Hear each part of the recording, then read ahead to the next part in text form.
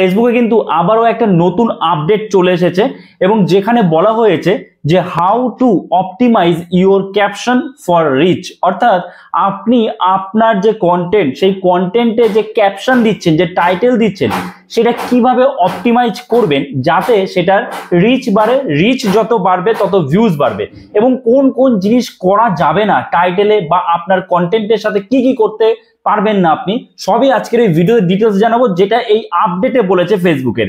সাইডে আমি screen share করছি, এখান থেকে আপনারা সব বুঝতে পারবেন। দেখুন এই যে আপডেটটা বলেছে, এই ভিডিওর মাধ্যমে কিন্তু এখানে আপডেট দেওয়া হয়েছে, ঠিক আছে। তো এই ভিডিওতে যা যা বলেছে সেটা আমি আপনাদের সাথে শর্টে অল্প কথায় শেয়ার করছি, ঠিক আছে। আচ্ছা, প্রথমত এই ভিডিওতে যেটা বলেছে যে হ্যাশট্যাগের কথা বলা হয়েছে। হ্যাশট্যাগ মানে কি, যে আপনারা ভিডিওতে যে হ্যাশট্যাগ ইউজ করেন, অনেকে অনেক অনেক যত খুশি হ্যাশট্যাগ দিয়ে দেয় না, এখানে যেটা বলছে ম্যাক্স টু ম্যাক্স 5টা হ্যাশট্যাগ আপনি ব্যবহার করুন, 5টার বেশি হ্যাশট্যাগ ব্যবহার করবেন না। এইবার এখানে আবার একটু বোঝার আছে বিষয়, সেটা হচ্ছে কি, এই যে 5টা হ্যাশট্যাগ, এই 5টা হ্যাশট্যাগের মধ্যে 2টো হ্যাশট্যাগ বা 3টে হ্যাশট্যাগ আপনি আপনার কন্টেন্ট রিলেটেড দেবেন, ঠিক আছে। কি বললাম, 2টো বা 3টে হ্যাশট্যাগ আপনি আপনার কন্টেন্ট রিলেটেড দেবেন, আর বাকি যে 2টো হ্যাশট্যাগ, সেটা যেই হ্যাশট্যাগ গুলো বর্তমানে ট্রেন্ডিং চলছে সেই ট্রেন্ডিং রিলেটেড হ্যাশট্যাগ আপনি দেবেন। অর্থাৎ 2টো আপনার কন্টেন্ট রিলেটেড বা 3টে আপনার কন্টেন্ট রিলেটেড যদি হয়, তাহলে 2টো হচ্ছে অন্যান্য হ্যাশট্যাগ যেগুলো ট্রেন্ডিং এ চলছে যেসব হ্যাশট্যাগ, অথবা আপনি 2টো কন্টেন্ট রিলেটেড দিলেন আর বাকি 3টে দিলেন অন্য কিছু হ্যাশট্যাগ যেগুলো ট্রেন্ডিং এ চলছে, যেটাতে আপনার ফেসবুকের রিচ বাড়তে পারে, সেই ধরনের হ্যাশট্যাগ কিন্তু দিতে হবে। তো এইভাবে কিন্তু হ্যাশট্যাগ আপনাকে ইউজ করতে হবে। হ্যাশট্যাগের কথা গেল। এইবার দ্বিতীয়ত যেটা বলেছে সেটা হচ্ছে ক্যাপশন বা বলতে পারেন টাইটেল। অনেকে কি করে, লম্বা চওড়া টাইটেল লেখে, মানে লিখে যায় অনেক, যত খুশি লিখে দেয়। না, এত বড় টাইটেল বা এত বড় ক্যাপশন কিন্তু লেখা যাবে না।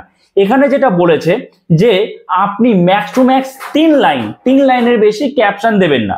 তো আমি আপনাদের বলবো 3 লাইনও নয়, আপনি চেষ্টা করুন ক্যাপশনটা 3টে থেকে 4টে ওয়ার্ড বা 5টা ওয়ার্ডের মধ্যে লিখতে, ঠিক আছে। 4-5টা শব্দের মধ্যে আপনি শেষ করুন। এইবার আপনি যদি না বোঝেন যে আপনার ধরুন ক্যাপশনটা হচ্ছে না ছোট, আপনি কি করছেন, বড় আপনি যে ক্যাপশনটা লিখছেন সেটা আপনি চ্যাট জিপিতে বা অন্য কোনো এআই তে যান, সেখানে গিয়ে লিখে দিন যে আমার এই যে লেখাটা, এই ক্যাপশনটা আরো ছোট করে দিন এবং আরো অ্যাট্রাকটিভ করে দিন। দেখুন আপনাকে কিন্তু আরো অ্যাট্রাকটিভ করে বানিয়ে দেবে এবং ছোট করে বানিয়ে দেবে নতুন শব্দ দিয়ে, ঠিক আছে। তো আপনাকে ক্যাপশন সবসময় ছোট রাখতে হবে, সেটা সহজ সরল ভাষায় রাখতে হবে, যাতে কোনো ভিউয়ার্স যদি আপনার কন্টেন্ট দেখে, প্রথমে কিন্তু আপনার কন্টেন্টের ক্যাপশন দেখবে, আর ক্যাপশনটা যেন সে সেকেন্ডে যেন বুঝতে পারে যে কে রিলেটেড এটা ভিডিও। বোঝা গেছে? আচ্ছা, 3 নম্বর যে নিয়মটা এখানে বলেছে, খুবই গুরুত্বপূর্ণ নিয়ম। এই ভুলগুলো করার জন্যই কিন্তু অনেকে কন্টেন্ট মনিটাইজেশন পাচ্ছেন না, এই ভুলগুলো করার জন্যই কিন্তু অনেকের আর্নিংও কমে যাচ্ছে। কেন?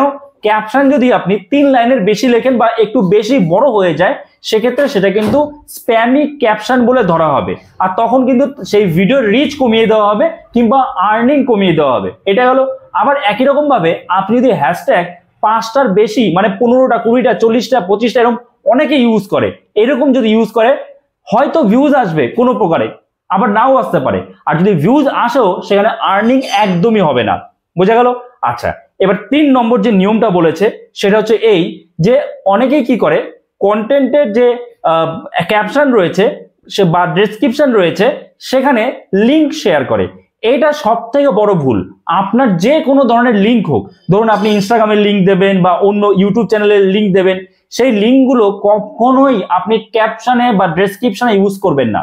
আপনি কোথায় ইউজ করবেন? আপনি কমেন্ট বক্সে আপনি আপনার কন্টেন্টের কমেন্ট সেকশনে গিয়ে আপনি কমেন্ট করে দেবেন এবং সেই কমেন্টটা পিন করে দেবেন, তাহলে কিন্তু অডিয়েন্সরা খুব সহজেই আপনার কমেন্টটা দেখতে পারবে এবং সেই কমেন্টের মধ্যে যে লিঙ্ক থাকবে সেই লিঙ্কে তারা কিন্তু খুব সহজে ক্লিক করতে পারবে, ঠিক আছে।